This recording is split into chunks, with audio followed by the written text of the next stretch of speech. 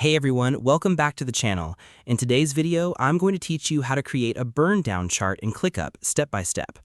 Burndown charts are one of the most useful tools for tracking project progress because they help you visualize how much work has already been completed and how much work is still remaining. Whether you're managing a team sprint, handling deadlines for client projects, or simply trying to stay organized with personal tasks, a burndown chart gives you a clear visual overview of progress over time. Instead of guessing whether your project is on track, you can actually see the trend and make smarter decisions based on real data.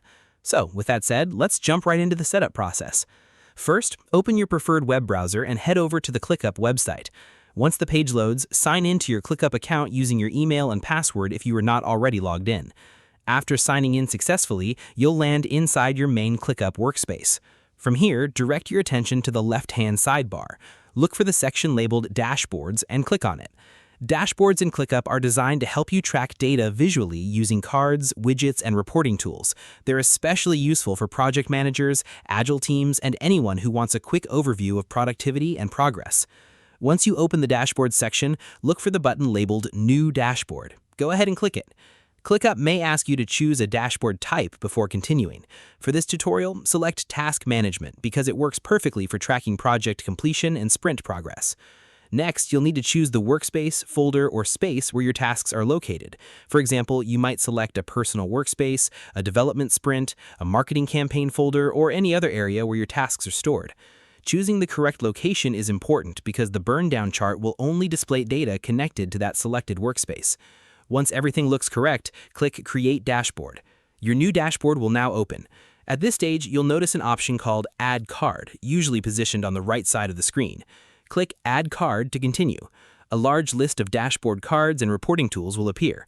Inside the search bar, type Burndown. As soon as you do that, Clickup will display the Burndown option. This chart is specifically designed to show the amount of work remaining over a selected period of time. It's commonly used in agile project management because it allows teams to monitor sprint completion and identify delays before they become major issues. Go ahead and click on the Burndown card. Now it's time to configure the chart settings. First, choose the space, folder, or list containing the tasks you want to track. Then select your preferred time range.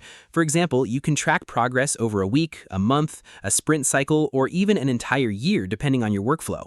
You'll also see additional filtering and display options.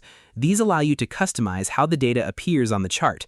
Take a moment to review these settings carefully because accurate setup leads to more reliable reporting later.